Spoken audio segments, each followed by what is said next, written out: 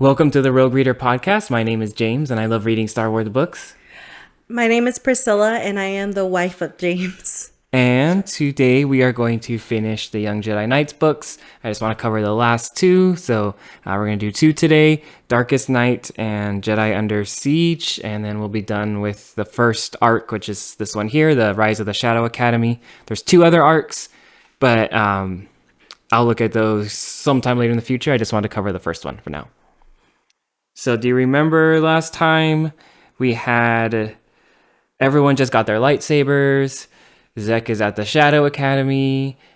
He just became their Darkest Knight. He's going to be their leader to lead the Brakiss in the Shadow Academy and the Emperor who's back into victory against Luke's Jedi. That's like what happened last. Yes, I recall all that. Okay. This is the cover for this one. This is Darkest Night. This is what the cover of it looked like. So I think is Lobaka. Yes. And then Jacen and... Not the best cover drawings we've seen for this series. It looks like a vampire, Dracula, with the red lightsaber. That's Zekk. Zekk. And then I also see the Red Knights? Oh, the Royal Red Guards, yes. Red Guard. And I see a ship that I'm not too familiar with. A little shuttle. It's not too important to the story. All right, so to start off, we start the story with Lobaka, who's by himself climbing the trees of Yavin, thinking of his home Kashyyyk again, and he's worried about his sister, Siracook. Hopefully I pronounced that right. I think it's just going to be Sira for the rest of the book. Oh, I like that name. Sira. Later, he goes to sit by himself at lunchtime, and Jacen and Jaina, they kind of go see what's going on because they can tell something's bothering him, but he won't say anything, and even MTD doesn't understand like what's wrong with him. Tenel Ka is having a training lightsaber duel with Tion, who's one of the head Jedi Masters of Luke's Academy, when all of a sudden the Millennium Falcon arrives. Jacen and Jaina run out. They're surprised their dad has arrived, but it seems that Lowie is not surprised. Han is wearing strange clothes, and the Falcon has some modifications on it to make it look different, because he and Luke are about to go out on some scouting on the Second Imperium, and they have to be in disguise. He also brought these shield generator parts that they can install to protect the Academy in case it comes under attack. Chewbacca is going to stay behind with Lowie. Chewbacca stays behind, he's talking with Lowie, and there seems to be some family emergency involving his sister, Sira. Also, something that was just a little interesting. Usually, they'll get holo messages from their mom, like Leia, just like telling them what's going on, wishing them well. Anakin, their brother, sends a holo message to Tenel Ka because he heard that she lost her arm, and he thought it was interesting that she's having trouble braiding her hair. So he decided to practice with one arm on how to braid hair on his mom, heck? Recorded it and sent it to her. And apparently the techniques work well, and she was appreciative of it. And he's smaller. He's like a couple years younger than them. But for whatever reason, he decided to send her a message on how to braid your hair with one arm. Bro. Yeah. It has no relevance on the rest of the story at all, but that's just something a little interesting. No, it's a nice character add-on to or insight into the character, I guess. Yeah.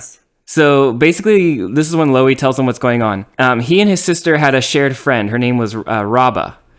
I guess she would. It's hinted, I think, that Rabba and Lowie may have had a crush on each other, but I'm not 100% certain because it seems like his sister was closer with her, and Rabba wanted to replicate Lowie's trip into the lower levels to steal the fiber from that siren plant that he used to make his belt all the way back in the first book. And apparently she didn't come back, and all they found was kind of this bloody pack. So it seems like she didn't survive. So his sister is really depressed because she lost his friend. Like I said, I think it was hinted that they had a crush on each other, but Lowie doesn't seem as sad by it as his sister is taking it. How young are they again? They're about 14. I don't think 14-year-olds are not grieving. Very young for a Wookiee. Well, his sister is definitely grieving, and she's younger than him. Mm-hmm. But his sister wants to make the same journey, but she trusts Lobaka to go with her for this journey so they can do it together. So he's going to go over there to help her, and he asks if his friends can come with him for support. So Jacen, Jaina, and Tenel Ka and Lowie, they're all going to go to Kashyyyk with Chewbacca and help his sister. So they're going in their ship, and it's the ship that they kind of stole from the Night Sisters in the second book. I don't know if I talked much about it. They've been using it this whole time. There's little plot threads in these books that aren't that significant, but will carry over later. So sometimes I don't mention them because it doesn't seem like it's important, but they stole a ship in the second book and that's what they're using. And on the trip, Jacen decides he wants to explain to Tenel Ka why jokes are funny and the difference between a good joke and a bad joke, because she never laughs. But he kind of fails to get any reactions from her and he just gives up. Yeah, you're not being funny anymore. You're just being a jerk. He then senses life on the ship from a little creature. So he explores and he finds this little 8-legged rodent that made a nest for its 4 young in the ship's wires, damaging the ion shields. And of course, you know, in what is only storytelling timing, all of a sudden the ship drops out of hyperspace due to an ion storm, but the shields are gone because of this little rodent. So the ship gets tossed around, but it makes it out intact. But the navigation computer was damaged. But luckily, Chewie and Lowie just know how to manually get to Kashyyyk from here. Jacen ends up keeping the little rodent, and he names it Ion. Of course he keeps it. He keeps little trash and little rats. Little trash. At the Shadow Academy, Zekk is bestowed the title of Darkest Knight by Brakiss, and that's signified by the cape that he has on the cover of the book. And he's told his first mission is to go to Kashyyyk with some troops under holographic disguise. I don't know if you remember when Jacen and Jaina fight each other, they have those holographic disguises. So they're going to use those now. And they're going to steal some parts from the New Republic that are being made there. So that way their ships can look like rebel ships if they want to attack. Interesting. He's also told the intercepted communication that Jacen and Jaina are going to be there and he has to get rid of them. And he feels slightly conflicted about that, but he's also committed to the Shadow Academy and he agrees to do it. Lowie and the gang land on Kashyyyk and he rushes out excitedly to meet his family waiting for him. So we have Lobaka's mother, Marakor, and his father, Calabo. They mention this later, but the relationship to Chewbacca, it's through his mother. So Lowie's mother is Chewie's sister. So that's how they're related to each other. I'm sure. It has to be either one's the brother or the other. Well, yeah, but I didn't know where the connection was. That's the thing. So now it's confirmed. Cool. MTD has to run a diagnostic on the ship since it was damaged, so he's not there to translate. So they all have dinner together, and Jacen's kind of feeling pretty lost because he's just in the middle of all this Wookiee conversation he can't understand. But he's sensing happiness in the room from the Force. So everyone's just like a nice reunion. Chewie leaves the next day to go visit his own family that are located in a different city. So he leaves. And Jaina, MTD, and Lowie, they kind of take stock of the parts they need to repair their ship. And they realize they can get the parts at the factory that Lowie's parents work at. And the factory that, just by coincidence, happens to be the same target that Zekk is going to be going after.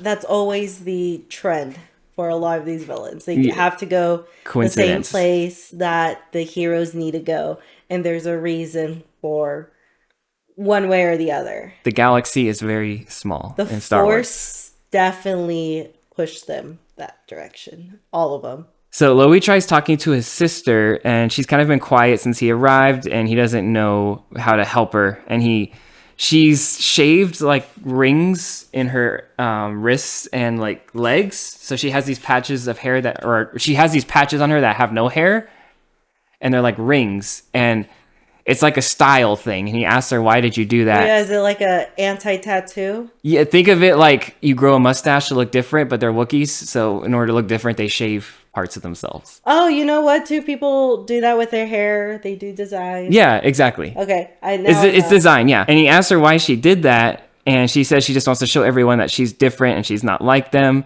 And her parents want her to work in the factories like they do, but she doesn't. She wants to go off and explore. How old is she? She's younger than Lowie, and Lowie's 14, so I'm not sure exactly. Ooh, she's a rebellious stage. It's all I don't want to do what my parents want me to do. Yeah, she's like, I can do what I want. I'm a grown-up. You don't want to work in the factories. What do you want to do? But she kind of like brushes him off, and she's like, why do you assume that I need your help? And he's like, well, if I see my sister in pain, why wouldn't I want to help her? And she basically tells him, like, I need to figure out my problems on my own, but that doesn't mean you're not helping, and being here to talk with me is enough. But you don't have to solve my problems, but I am grateful that you're here, basically. Dude, she lost a friend through murder. And a friend that they would discuss going out together and talking about. It almost seems like they were the ones that had a crush on each other. I don't think that's what the book was implying, but They seemed just connected, probably like sisters. Yeah, exactly. But they seem much closer than Lowie was with her. The gang, they head out to the computer factory, and they basically ride on these imported banthas, the big hairy creatures on Tatooine. I love banthas. They ride them to the factory, and all I'm thinking when I read this is like, Kashyyyk has like so much wildlife. Why did they introduce banthas? That doesn't make sense to me. Maybe the authors just wanted something familiar, but I thought that was kind of strange. And you don't know what the creatures were, what was canon too, maybe. Well, I mean, they're in Legends canon is they're imported, because it says they were imported from Tatooine, so. Ooh, they smuggled them in. Yeah, I don't know why Kashyyyk would need more wildlife, but whatever. They get to the factory, and they're given a tour by this kind of tall, really spidery looking droid. And MTD is really curious to see this factory because his parts may have come from here, so this kind of may be his birthplace in a weird way. His origin story. It's not much of a story, and it's not really followed up on, but he's just like excited to see the place. It's like, Mom, Dad. At the end of the tour, Chewie and Lobaka's father find them and say they found the replacement parts they need. Back at the Shadow Academy, Brakiss is called up by Coral to communications where he's receiving an urgent top-level message, and the message is from Emperor Palpatine, who tells him he's arriving to the Academy in person. So Brakiss gets a guard together and awaits his shuttle, but when the shuttle arrives, no one comes out. And then a voice starts calling out over the loudspeaker saying that everyone has to leave because the Emperor wants privacy and to only be escorted by his own guards. And Brakiss is told to leave too. But he decides he needs to know what's going on. Like, what if the Emperor has been injured or something? So he kind of walks out into the hallway and he pulls up a camera and he looks and he sees these 4 guards carry out this big, with the help of a droid, a big isolation chamber. So it's this big it's this like small portable room. And so now Brakiss is wondering maybe the Emperor is injured and not in good health, and that wouldn't be good because he's the leader of all this. And then just for some background, obviously in Legends, Palpatine still gets thrown down the reactor shaft at the end of Return of the Jedi. And then some years later, he comes back, just like kind of Rise of Skywalker did, where his spirit inhabited these clone bodies of himself. Mm-hmm. But the bodies would degenerate really quickly, so he had to keep jumping to other bodies. Okay. And eventually all the clone bodies were destroyed. So it's not a big stretch to say that Palpatine could be in trouble right now if something's going wrong. And plus, because they're aging and because their body is deteriorating from living for so long. Yeah, they're going to need a newer body, fresher. Yeah, exactly. But anyways, he's taken to his own private quarters and told to be left alone. Okay, now do you remember that the Zekk had that, well, the name of the book was the Lost, was it the Lost Ones? I want to say the Lost Boys because I'm watching. Me too. I'm watching Alien Earth, and those kids in that show are called the Lost Boys. But, I thought you were talking about Peter Pan. Well, they're named after the Peter Pan group in the show, but in this, I think it's the Lost Ones. There was that group of bully kids on Coruscant. Remember the leader, Norris? You made fun of his name? Yeah. He's like a stormtrooper with them. And of course he would be. There's a little side plot where Coral is training Norris, but Norris is still just a brat, and he's saying everything's not his fault when he's missing targets, and he's a bully, and he just wants to kill things, and Coral is like, man, this is we've had better days, better recruits than these bratty kids. He's literally getting in Coral's face, calling him an old man and shut up and stuff like that. So that's... Ooh, he needs a beating! It's a little subplot that's kind of going on in the books. It's nighttime and Lowie is just kind of staying up, gazing out at the Wookiee village. I like how they have lights in the village. So they have these jars of moss, and the moss attracts glow bugs. So they'll congregate around the jars. Like fireflies? Yeah, but they're on the outside. It's I think it's an interesting imagery. He's really worried that his sister might go off on her own to try to get that siren plant fiber, but she kind of surprises him. She sneaks in and she playfully scratches his back with her claws and scares him. And then she basically tells him I'll go, but I'm not, when I'm ready to go, I won't go without you. Don't worry. And they kind of just sit looking at the stars together, sharing memories about their lost friend, Rabba. And Sierra said that they were planning to leave the planet together and become explorers together on ships. And Lowie just can't imagine the loss she's feeling. And she just kind of asks him, hey, can we just spend the next day together, just the two of us? And he agrees to. All right, so now we're back to Zekk and the Night Sister Tenel Ka and these stormtroopers, these other Night Sisters. They're using these holographic disguises. They're already on Kashyyyk, and they sneak into the main part of the factory. They seal the control room and they turn off all the alarms and destroy the defense systems. And Tenel Ka asks Zekk to send a message to Jacen and Jaina to lure them to the facility. And he seems to hesitate, but he then sends them a broken up message asking for help. Jacen, Tenel Ka, Lowie, and Sierra, so I guess Lowie and Sierra didn't spend the day alone because now they're all together again. But yeah, there's like continuity stuff. Unless it's like a couple days later, maybe. But they're basically playing a video game together that's kind of representing the first Death Star run. They're playing like a video game version of it, but they get the message and they assume it's from Lowie's parents, so they quickly rush over to the factory, and just as they get there, these TIE fighters come down and start blasting everything, and because they got past all the shields because they were deactivated. Jaina and Chewie are not with them. They're off trying to fix the ship. And they're just kind of, they're taking a break because they're hungry, and Jaina hears a whine, and she thinks it's Chewbacca's stomach, but they quickly see it's the TIE fighters descending. And before they can do anything, Jaina notices that someone's in their ship attempting to steal it. So it's the Night Sister Garowin. She was from the second book. This was her ship originally, so she's trying to steal it back. But because they took it apart to fix it, it won't work. So she gets really angry, and she confronts Jaina and Chewie, and she uses the Force to start hurling all these objects at them in the hangar. But Chewie is a Wookiee. He doesn't need the Force, so he just starts picking up stuff and throwing them right back at her. And all the floor is just littered with all these parts and this lubricant and stuff. The Night Sister tries to shoot Force lightning at them, but Jaina Force pushes her, and it's extra effective on the slippery floor, so she just kind of goes sliding out, but she ends up leaning into it, and she slides out of the floor super fast. Is this like Flintstones? It kind of sounds like it. Or Scooby-Doo. Like, yeah, exactly. Yeah. She ends up jumping onto a speeder to try to run away, but Chewbacca runs and jumps on the speeder, and they both crash into the trees below.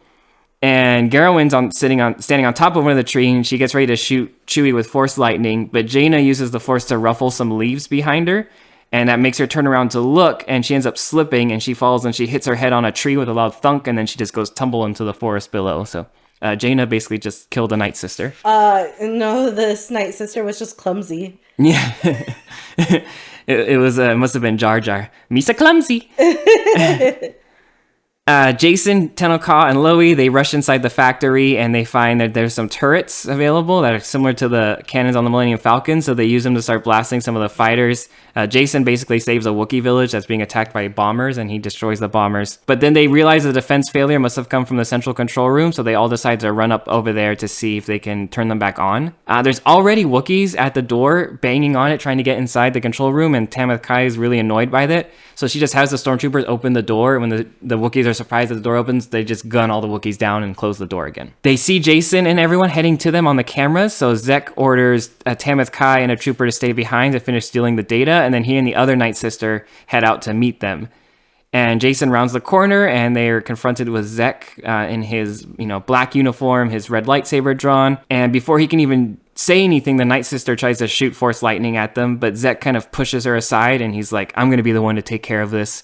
And then other stormtroopers are landing at the facility, fast approaching, and Sierra yells that she knows an access panel to get to the Force underneath them.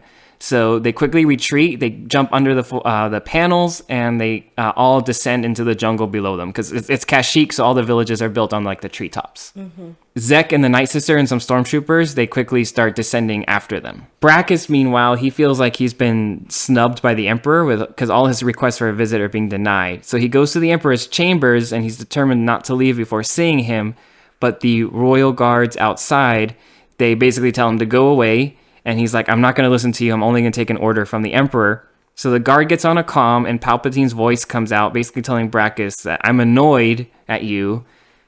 Just leave. And Brakiss is trying to tell him, well, I need to see you. You need to let me into your inner circle so we can plan together. And ooh, don't do that. Yeah, Palpatine basically yells at him that he doesn't need Brakiss at all. He will emerge when he feels like it. And don't forget, I can activate the explosives in this academy at any time. And then he just cuts off the comm. So Brakiss turns around, and nothing else he can do. He just walks away. Jaina and Chewie, they grab the speeder bike that the Night Sister was trying to get away from, and they head into the factory. They see the Imperials are leaving, so it seems like they got whatever they came for. They find Lowie's mom. Jaina asks if they can see Lowie, but she's like, well, I haven't seen him, and in all the confusion, can you go look for him for me? And then she kind of goes to bandage some other Wookiees. And I'm thinking, like, this is his mom. You would think she would be trying to find him first thing. Yeah, I'm not a mom, but I'm a fur mom. And I would never... So is she. I don't think it's fur, it's hair. But nah, like, yeah, you'd be concerned. Well, maybe she figures Jaina and the Force can do better than she can. But she talks to some engineers. Better than a mom? I guess. I don't know. I know. My mom would go hell and back just to see where I'm at. Jaina knows some basic Wookiee, and Chewie's kind of helping her, and so they kind of get a gist of where they ran, so they go to follow them into the forest below. I have a random question. If you don't have an answer to it, that's totally fine. Yes. Is there an official, translator for Wookiee? I don't think so, no. Okay. It's pretty much the same 10 voice lines, just replayed over and over again. And different variations. Gotcha. Yeah. And different pitches for different... They just pitched it up or down for different Wookiees. Gotcha. All right, so Lowie, Sierra, Jacen, and Tenel Ka, they're all racing down the forest levels. Zekk and the stormtroopers are on their tail firing at them. Tenel Ka is relishing all the physical activity, and she's doing a really good job despite only having the one arm. She's still keeping up and basically working at 100%. Pretty badass. Jacen is sad because he sees all these creatures and insects around him, and he can't focus on studying them because he has to run. But he mentally is taking note of how sad he is that he can't study all these creatures around him. He sounds like a child who has autism. He kind of does, and he's or at least I gotta no ADD or whatever it is. Yeah, that's something. He has this attention deficit just specifically for wildlife. Love that for him, but he's literally the dog that goes squirrel. Literally. At one point they seem to have lost the Imperials, but then they're attacked by these vines. And this plant seems to be attacking them, and this plant has a mouth, and it actually tries to grab the group and pull them in towards its mouth, and so they have to use their lightsabers to cut. It's a giant plant, yeah. So they have to use their remember, they're going deeper into the Shadowlands, which are very dangerous. A lot of dangerous creatures are there, and plants. So they have to use their lightsabers to cut away the vines, but that attracts the Imperials who surround them. Zekk and the Night Sister come forward, and Zekk says he's sorry, but he's sworn himself to the Second Imperium, and that means that they're his enemies. But he does still seem a little hesitant. Jacen notices a stormtrooper getting close to this wet patch on a branch, and he realizes what this is, and so he thinks at the stormtrooper. He's just like, hey, just take one more step.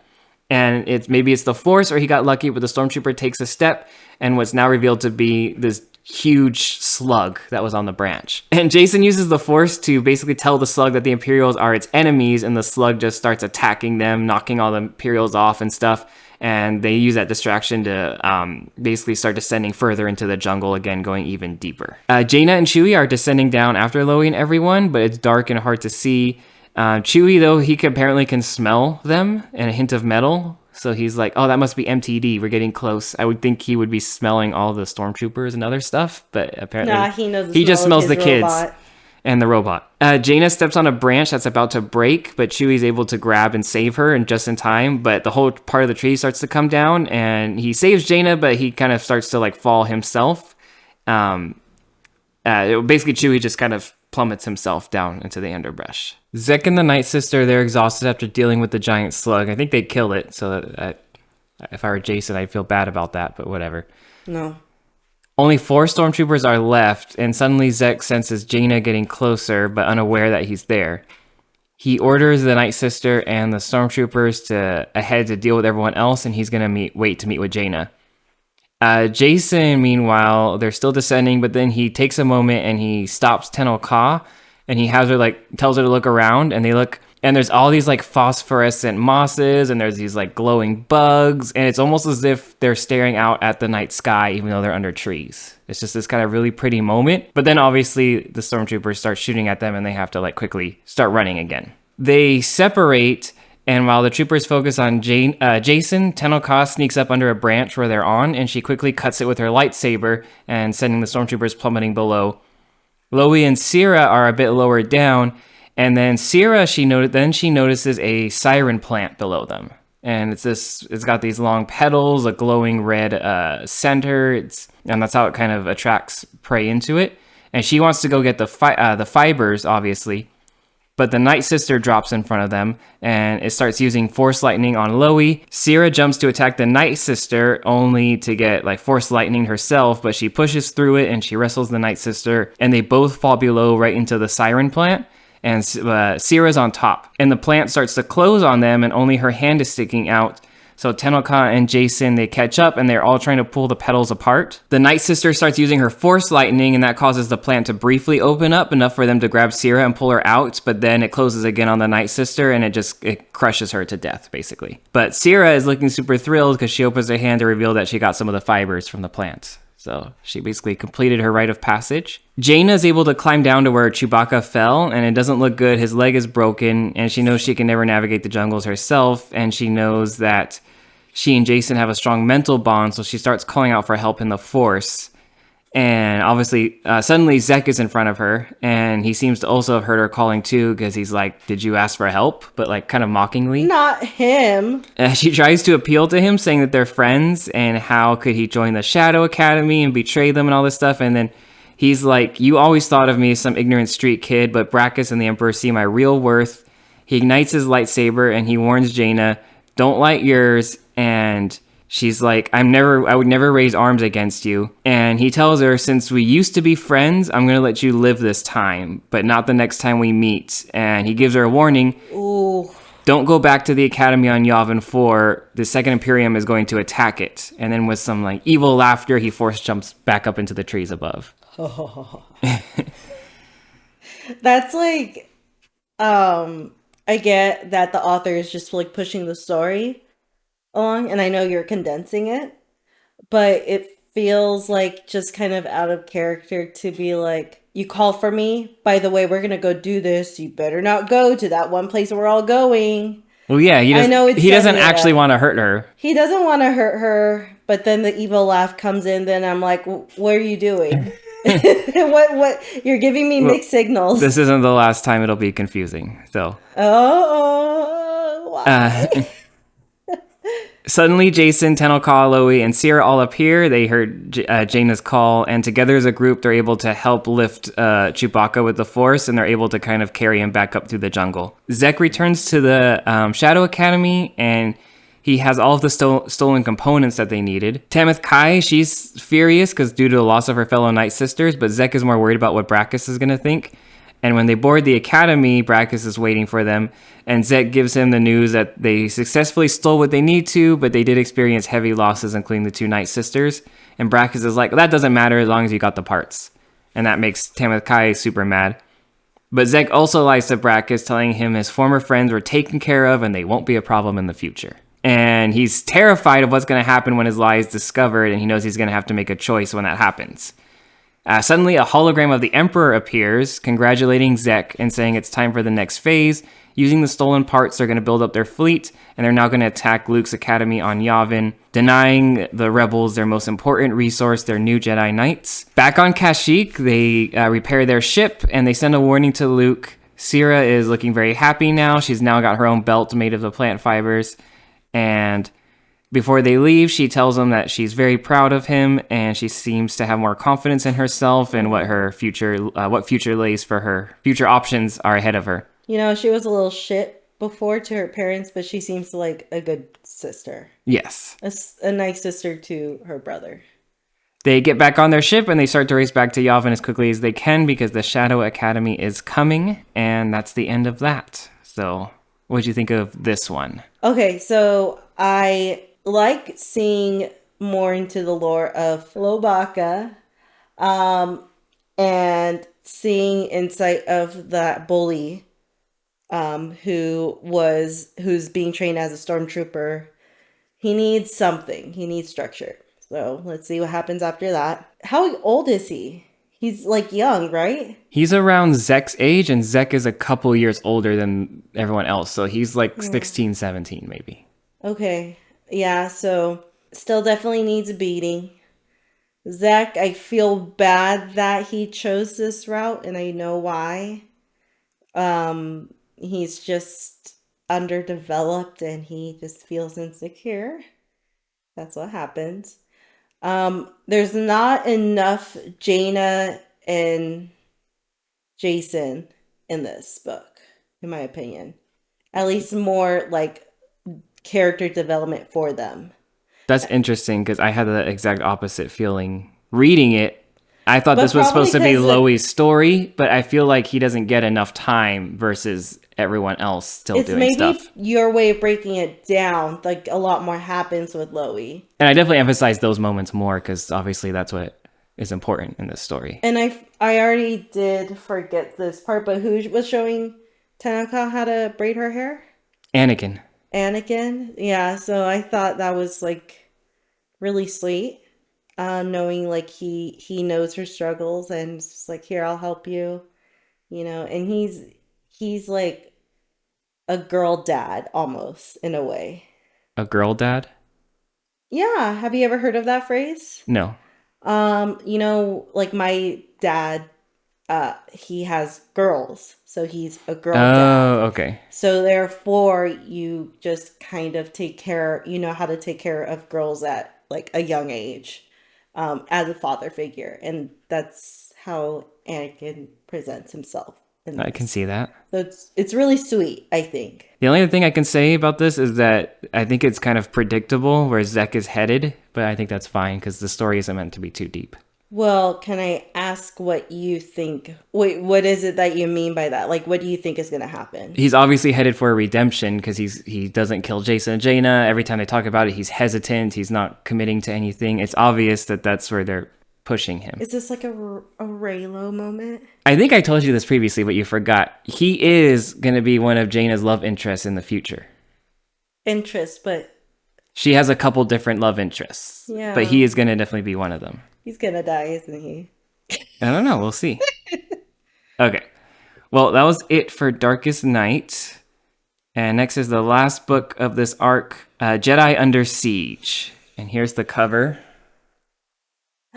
This one's a lot better, in my opinion. So we have a pruny Palpatine. Palpatine. It looks like Jaina is fighting against a vampire. You said that about the last cover. That's Zekk. That's Zekk. And then I do see R2-D2 in the little corner. It looks like Luke Skywalker, but I'm assuming that's Jacen. Where? In here? No, that's Luke. No way! Did he not give his... Okay, so I'm right. It looks like him then. So the problem with this cover... Yes. Is that he didn't give his full rights? Luke looks young, and Jacen looks like he's a 25-year-old adult. That's Jacen? That's Jacen, but he looks like a grown man. So he does not look like a 14-year-old. That's the only problem I see with that cover. Yeah, and that's problematic for me, because, yeah. So for a bit of a change, we pick up pretty much exactly where the last book left off, and it takes them 2 days to get back to Yavin from Kashyyyk. They didn't get much sleep on the trip. And they come back to find that Luke has gotten some of the shield generator set up that they were talking about. And Jacen tries to break the tension and ask everyone if they want to hear a joke. Tenel Ka actually says, "Yes, Jacen, I believe humor would be good right now." And he says, "What time is it when an Imperial walker steps on your chronometer?" What is that? A watch. What time is it when an Imperial walker steps on your watch? I don't know. It's broken. It's time to get a new watch. Ew, no! Tenel Ka says, "Thank you, the humor was adequate." Luke arrives and he starts giving everyone instructions. So Lowie is to go in his Skyhopper and pick up Master Tion, and who's out training with student Raynar far away. He was kind of the bratty rich kid from the first book, Jedi trainee. I don't remember him. He's not very important in these books. Tenel Ka is to start teaching the other students in ground assaults and how to prepare for them. And Jacen's like, "Oh, she handled those assassins really well from like the couple books ago. And she's perfect for that job." And she actually like blushes at that. And then Jacen and Jaina follow Luke, and Jaina's to help him set up the new shields, and Jacen is to monitor the comms. Jacen picks up a signal from a supply ship. So it's Peckham, who's the old man, who's the father figure to Zekk, who runs supplies to the academy. He arrives and Jacen goes to meet him and he explains the situation. They have the shields all raised, but Peckham looks up and he's like, "Oh, it looks like it's too late." And they see the Shadow Academy arrive in orbit. Do you remember the old man that Zekk lived with? That was like his father figure, kind of. But not really his father? No. Luke, by this time, has his own Jedi. And this book, my biggest problem with this book is that it makes it seem like all he has is children.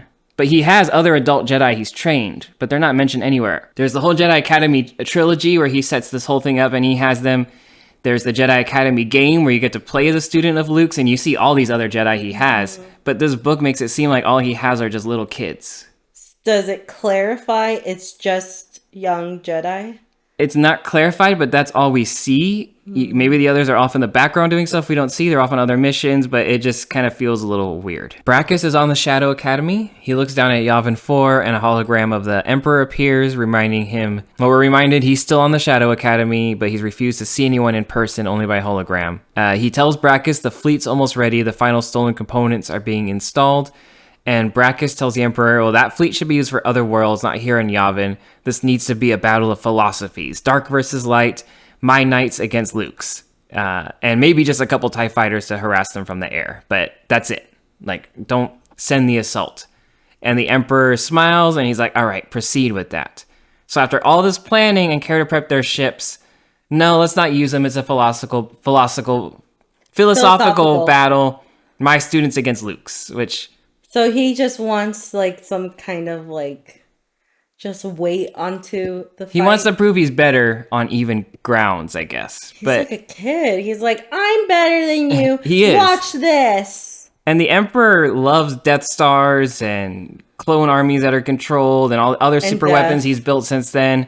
This does not seem like the Emperor would be like, yeah, let's do that. No. And listen to someone below him. Yeah. At that. Yeah.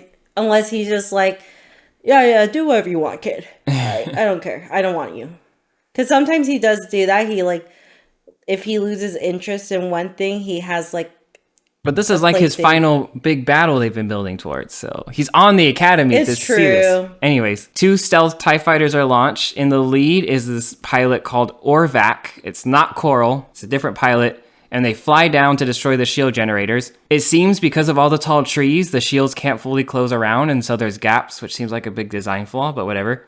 So the gaps are tiny. The second TIE fighter doesn't make it through, but the first one with Orvac does. He gets under the shields, he lands, and he goes to the shield generator, which is not guarded in any way.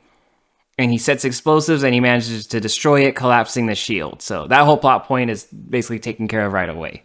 He then heads to the Jedi Academy itself, intent on blowing that up. Really quickly, I love when, like, just plots just end so cleanly, and it's just like, okay, no more of this coming up again. Luke wasn't in the last book because he's off getting shield generator parts. We're in this book. Jaina installed them now, and they're gone.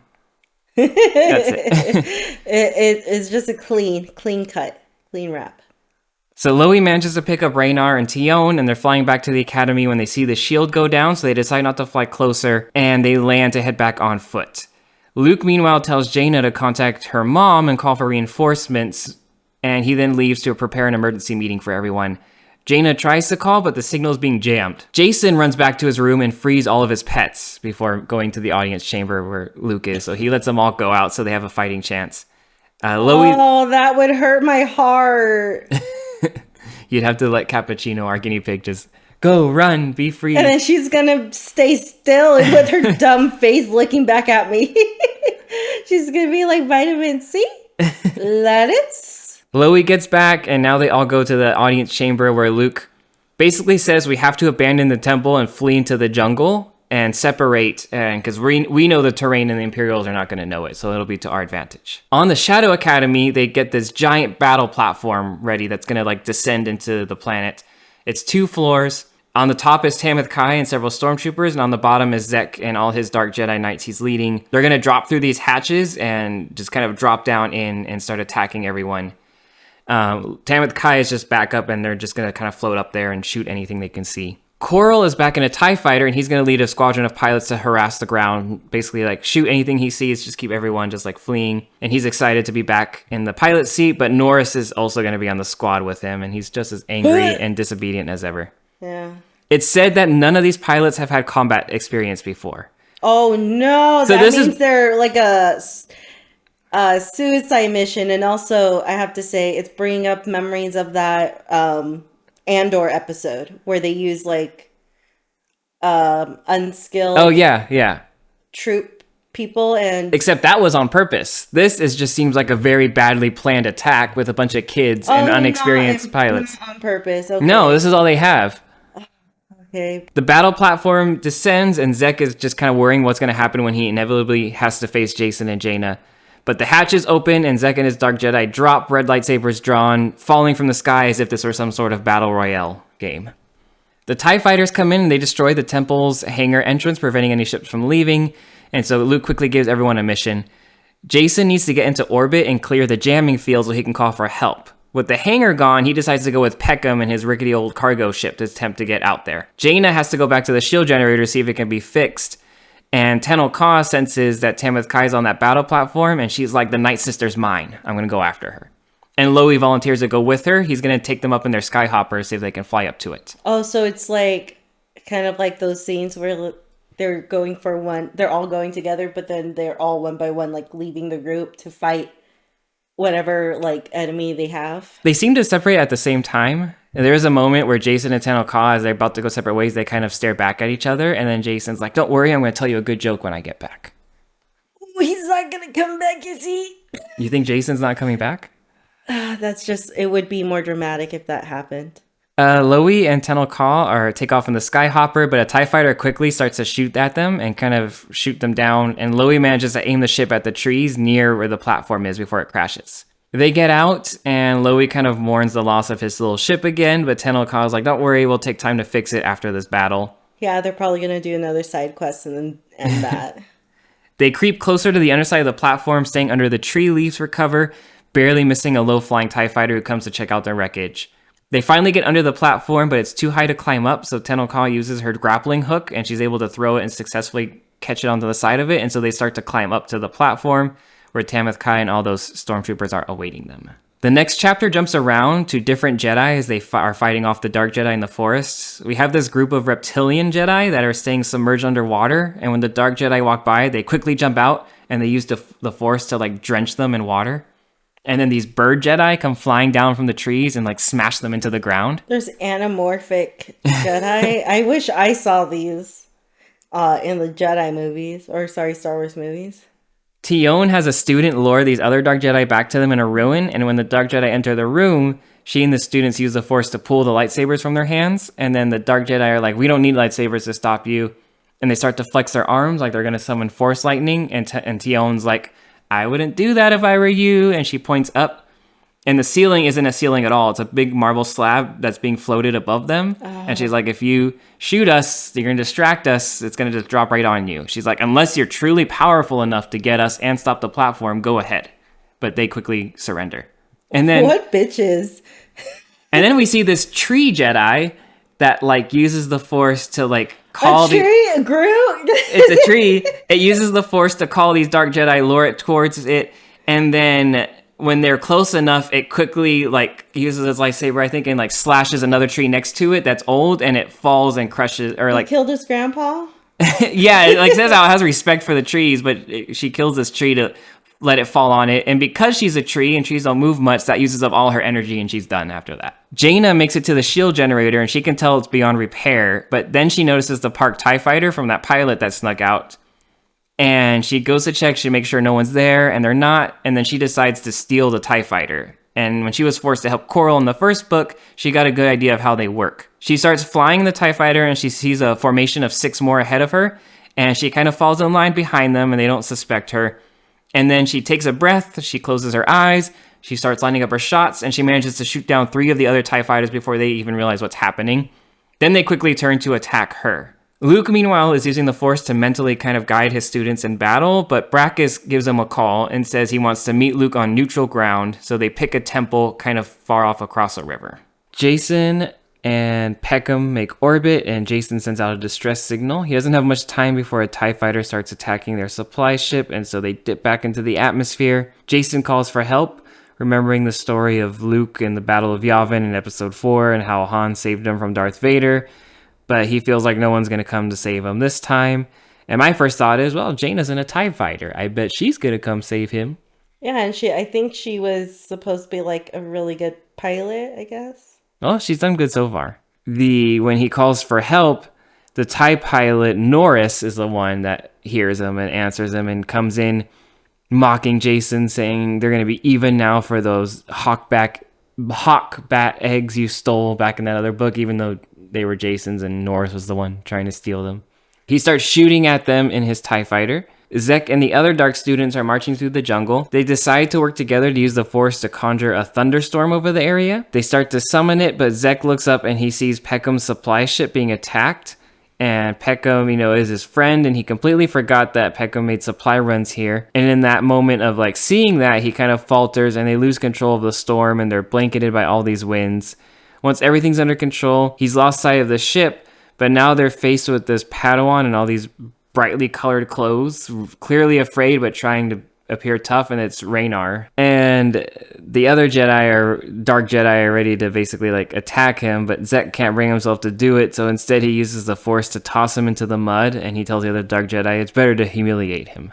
So oh no! What a PG little battle this is. Well, they don't know violence, the true violence. Still not yet. I don't know. We've seen throwing water at them and dipping them in mud and all this stuff. It's oh my god, terrible. I know, what a horrible battle. Coral is flying in his own TIE fighter, and then he sees Norris attacking the shuttle, and he hears Jacen calling for help, and Coral is kind of conflicted because he does like Jacen and Jaina because they saved him. And so he tells Norris, stop shooting. They're not a threat to us anymore. Go back to your objective. And Norris basically tells him, shut up, old man. This kill is mine. Coral decides to make a decision. And as Norris is about to finish off the shuttle, Coral fires and destroys Norris. Coral. He horrified him. So it wasn't Jaina. It's Coral that saves Jacen. By now, the Imperial pilot Orvac, the one in the TIE fighter who sabotages the shield, he's made it to the temple. He's looking for a place to plant his explosives, and first he goes to the hangar, and he's surprised when R2-D2 comes racing out towards him, screaming with his little electric arm extended. Oh, I love his scream. And it actually scares Orvac into retreating back into the elevator and leaving, and he's like, oh, that must have been an assassin droid. And no, it's the terrified screams of a little innocent little droid. He soon realizes it was just a little astromech droid, but he decides to take the elevator up anyways into the audience chamber, and he's like, this is the perfect spot to set the explosives because the whole temple will come cracking down from here. So he plants the explosives, he sets the timer, and he's about to leave when he catches something a little translucent in the corner of his eye, and suddenly he's bitten by Jacen's crystal snake. Oh! Why is this familiar? Did he have this crystal snake in another book? In the first book, he had the crystal snake. He had two crystal snakes. This isn't even the same one. He found a second snake in the jungle, and that's the one that bit Coral in the TIE fighter when Coral was about to shoot them. And again, Coral ejects the snake out of the fighter. So oh no, it died. But this is even in the same snake. So this is a second. His other snake has now also bitten an Imperial, and the venom puts him to sleep right next to his bombs. So Tenel Ka and Lowie, they're on the battle platform now facing Tamith Ka and her stormtroopers. They have their lightsabers drawn. They're slashing through the stormtroopers. This is the most carnage we've seen so far. They're just defeating all the stormtroopers on there. Tenel Ka sees Tamith, and she's like, how's your knee? Because if you remember in the second book, she fought Tamith Ka briefly, and she kicked her knee and popped her shin or something. Yeah, just a gross body horror. Well, I wouldn't call it that. That's a little too far. She just kicked her in the knee and broke her knee. It's like that scene from the UFC fight. Remember when the guy hits the other guy with his shin and it turned into jello, in the slow-mo? Oh, kind of. That's how I think of it. Ugh. Well, I thought it was funny. Tamith Ka starts gathering darkness, and Tenel Ka makes a positive thought shield. And that makes Tamith Ka go, ugh. A thought shield? Good thoughts, yeah. Oh. It's a little lame. Tamith Ka is about to shoot Tenel Ka, and she force pushes her, so that way she then ends up shooting her own stormtroopers with the lightning instead. And then this TIE bomber comes diving in, and Tenel Ka throws her lightsaber at the TIE bomber. She hits it and disables its engines. She then kicks Tamith Ka again, and the bomber is now crashing, is about heading for the battle platform, and so Tenel Ka and Lowie jump off, and the bomber hits the platform and explodes the whole thing, killing Tamith Ka. Now, each book is 100 so pages, and this is the collection that collects all of them. I think it's interesting that in this collection, the Night Sister Tamith Ka dies on page 666. That's scary. That's so scary. And here's the thing. I'm superstitious, so anything that has those numbers I hate, whether if it's But it wasn't like that in the original book. It just happened to be in the collected edition. No, in the collected edition, and they don't have, how do I say, they don't have the rights or like how everything is placed in each page. There's like books I have where they're like my Throne of Glass. It differs page count wise or where things land on compared to the newer versions because I have the very first editions when they came out. So yeah, of course I'm going to be like, oh yeah, like that wasn't accidental, but big. I would be like, whoopsie, but at the same time it fits. It fits. So Jaina is fleeing the TIE fighters pursuing her. She pulls off some maneuvers and she destroys one, but the other two are sticking with her still. She makes a break for orbit and suddenly this small fleet of New Republic corvettes and gunships drop out of hyperspace. So they're corvettes? Yes. Like a car? They're called Corellian corvettes. It's Princess Leia's ship in the beginning of episode 4. Don't remember. Okay, well, that's what it is. Sorry. They're New Republic reinforcements, basically. And there's also some ships from Lando's mining operation, which, if you remember, he had a little gem station in orbit, so that makes sense too. She heads for them, but they start firing on her because she's in a TIE fighter, so she quickly calls out to them. And in the lead ship is Admiral. It's a trap Akbar, and Lando's there too. And they're like, "Oh, we'll shoot the other TIE fighters and save you." And she reminds them, "I'm the front one. Don't hit me." They destroy the other TIEs. She boards the ship. She meets with Akbar, and they get ready to fire on the Shadow Academy. But before they can, then the Shadow Academy ships now jump in, and so now they have a fleet too. But they're specifically pointed out to be these hobbled together Star Destroyers. Luke meets with Brakiss at the remote temple, and he asks what the meeting is about. And Brakiss says that Luke must surrender or he's going to be forced to kill him. And Luke's like, "That's not happening, but come back and join me in the light." And Brakiss taunts Luke, and he's like, "What right do you have to call yourself master? You never finished anything. You only were a short time with Obi-Wan. You left Yoda. Why should you call yourself a master?" And he draws his lightsaber. And Brakiss' lightsaber is described as having claws around the hilt, which is kind of cool. I kind of like that. And I kind of do like that he is making sense on Luke's end. That he doesn't finish, and why would he call a master? Like, it's like when someone says, "Oh, I'm going," just an example, "I'm going for a degree in my doctorate," but they don't complete their doctorate. You can't call them a doctor. But again, by this time, Luke has trained several Jedi. He doesn't just have kids like Brakiss does. Well, apparently in the book, it's just kids. I mean, for now. They start to duel, and Luke is trying to still convince Brakiss to join them, but it's not working. And so finally, Luke lays it down. He's like, "All right, look, surrender now, or I will defeat you. Others need my help, and I'm not going to hold back anymore." Ooh, he's confident. I love a confident man. And Brakiss looks concerned, and then Luke, within just a couple of moves, quickly destroys Brakiss' lightsaber, like nothing. And with no weapons, he's holding up his hands and he's begging Luke, "Please don't kill me." What a bitch. It's just a distraction, though, because he quickly sheds his cloak and he's got a little jetpack and he flies off and retreats. Still a bitch. Yes. He's all like, "Why you call him master?" And then he's like, "Bye." Exactly. Brakiss, I thought, was impressive in the first book we see him because he's really good at manipulating the kids. In the first book a true villain. But he's more pathetic as things goes on. He trains children who suck at being Jedi and get thrown in the mud. All his soldiers have no fight experience and are also outmatched by kids in ships. Well, he probably didn't manipulate the right kids. He got the easily manipulated ones. He thinks he can just take on Luke's whole Jedi Order and is immediately overpowered, and he just feels like an entitled, pathetic guy who then just retreats. Not that, you have to think about it like you make an army of kids who are just like bratty. Yeah. And they chose this path for whatever selfish reason, right? So therefore, yes, I do believe that his plan may have seemed like it was going to work because he convinced so many impressionable youths. But therefore, it doesn't mean that it was a good idea. Just because of numbers or whatever he thinks he had, didn't mean it was talent or just a lot of emotional strength.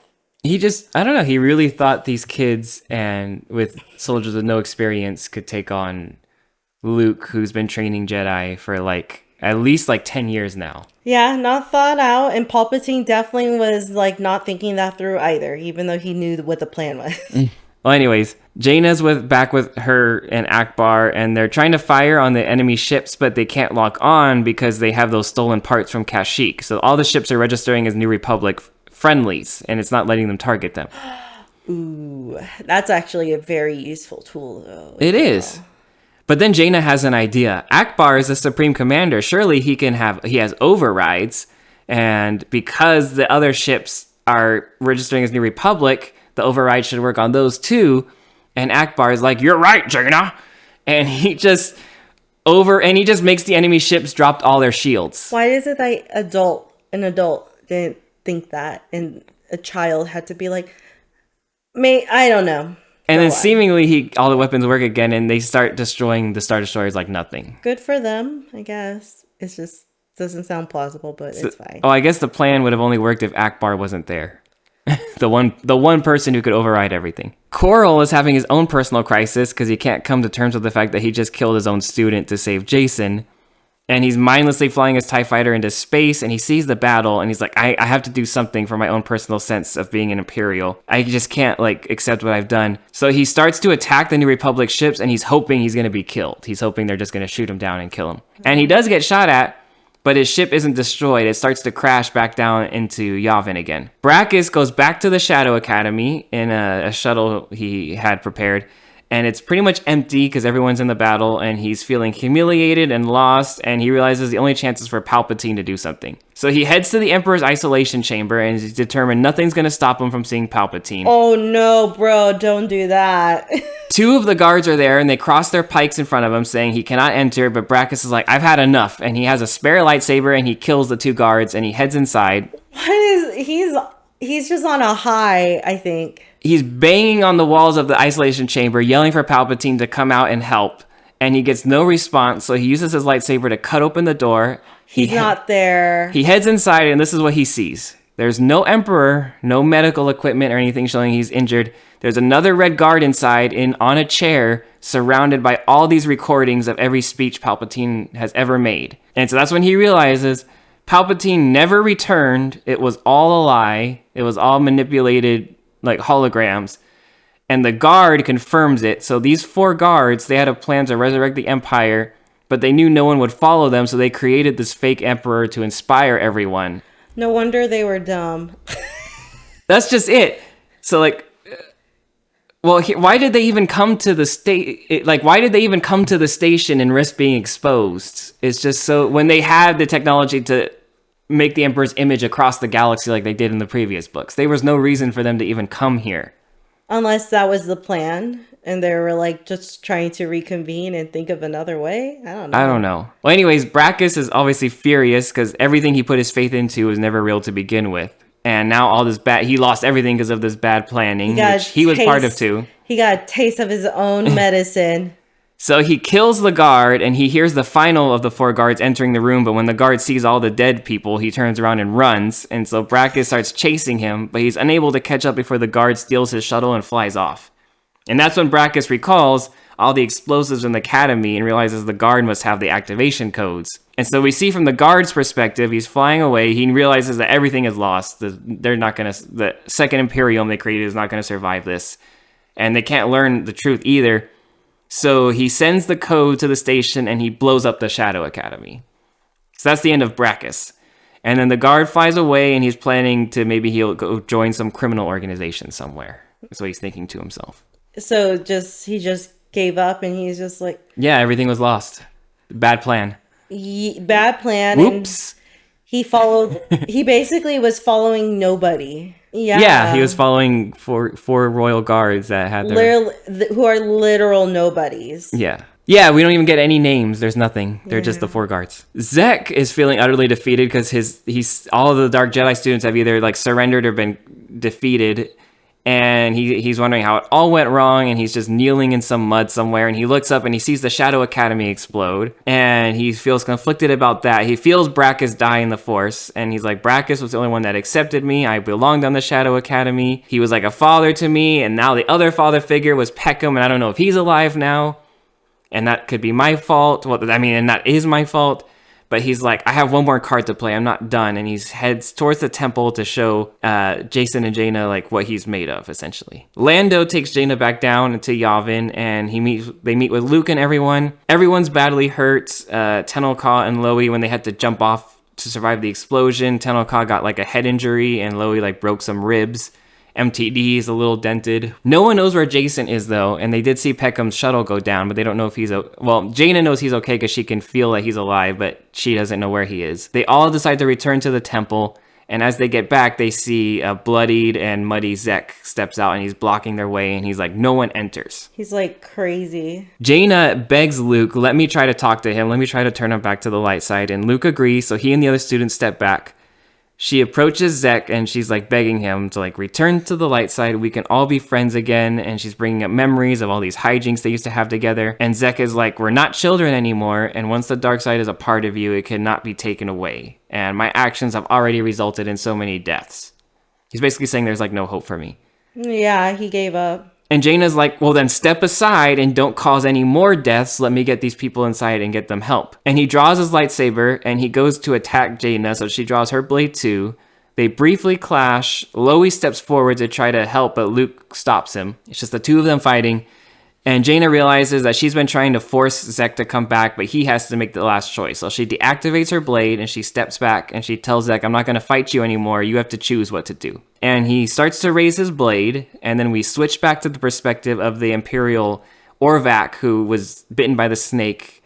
Just fell asleep. Yeah, he wakes up and back in the temple, he looks around and he sees there's only 10 seconds left on the explosives.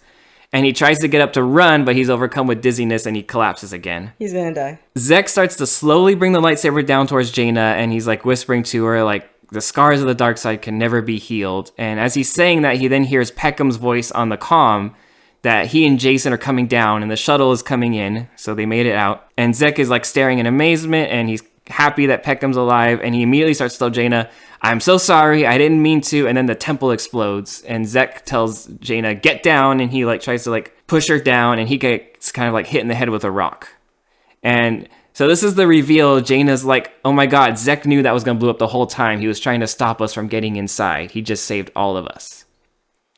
Did he? I don't know. It didn't explain that he knew the plan, or it that hints had happened. That he knew. But why didn't he just say, don't go inside, there's explosives? Why did he attack Jaina and all this stuff? But then also, as soon as he sees Peckham, it's like his whole facade drops. He's like, I'm so sorry, I didn't mean to do any... Like, he's trying to admit that it was an act. So it's very confusing, and it's not very well written, and the motivations are all over the place. Do you think if they showed the perspective of like him... I can see it where if they showed where he's like, oh, I can't be healed. And that was his way of like accepting him to himself, the fact that he's part of the dark side and that's never going to change. Maybe so he was trying to get one last good thing. But still, why did he attack her? Maybe he was trying to get her to kill him? I don't know. Yeah, I think that's what it is. I think it would have worked much better if Zekk had a history of lying about things, and maybe he thought they would never believe him, so he had to like stop them. But that's like the issue, right? Yeah, to me it didn't make sense. Maybe the way you describe it does, but it's poorly written. Coral crashes his TIE fighter in the jungle. His new mechanical arm is damaged, so he's got a kind of a broken arm again. He sees the Shadow Academy explode, and he's stranded in the forest again, and he's like, you know what, this is what's best. This is where I've lived before. It was peaceful. I'm just going to spend the rest of my life in solitude in this jungle again. So crazy, man. His whole story comes full circle. He was stranded, they found him, and now he's stranded again, and he's just going to stay that way. Yeah, I think that's what the Force is telling him. Don't mess with anything. Okay, stick with me here, but this reminds me of Gilligan's Island.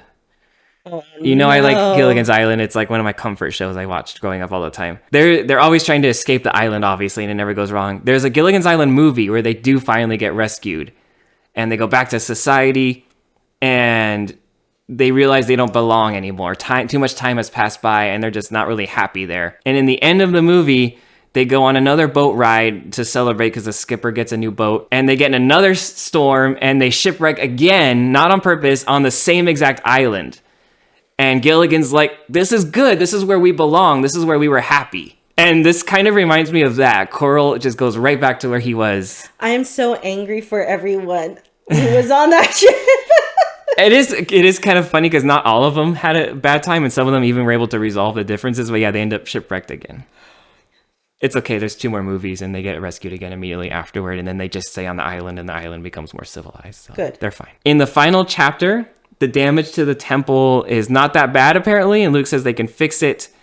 He and Tion are going to try to convert the other Dark Jedi they have and recuperate them. Jaina was not too badly injured, but Zekk is still recovering. He's just kind of staring blankly, not really looking at anyone.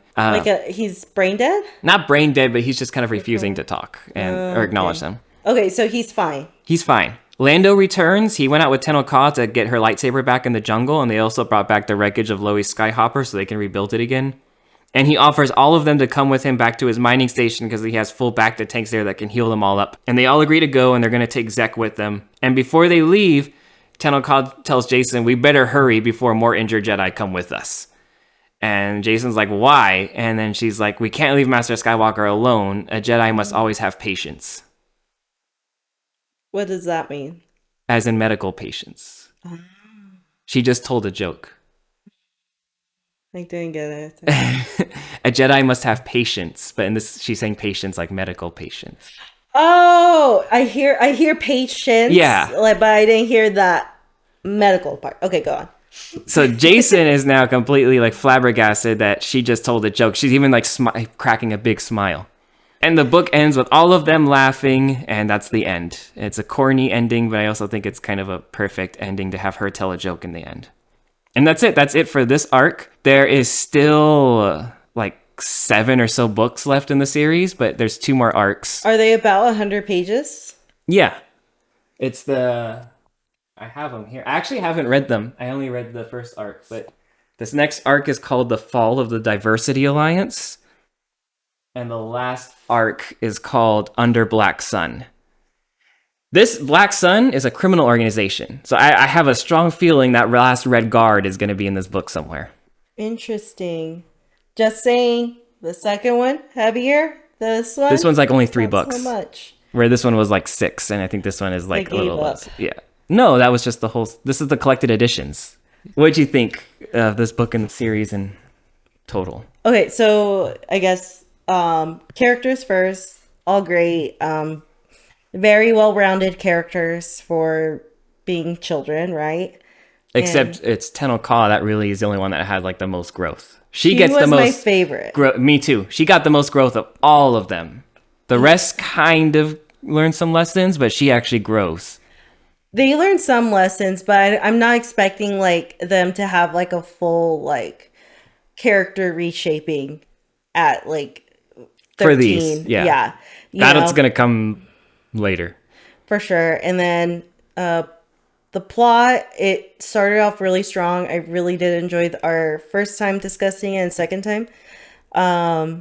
But this time around, it's a little lacking in the plot, in the plot side of things. Yeah, the battle's kind of lame.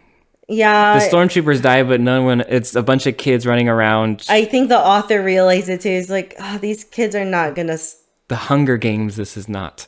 No, Hunger Games is different, though. They had variety of ages. But yeah, all in all, it's pretty decent, solid thing. I'd read it because I was Magic Treehouse kid, so this makes me think of that. I think this was a nice nostalgic, even though I only read the first 2 as a kid, it's a nostalgic return to like visit these characters. I like this a lot. It's not too complicated. It's very simple.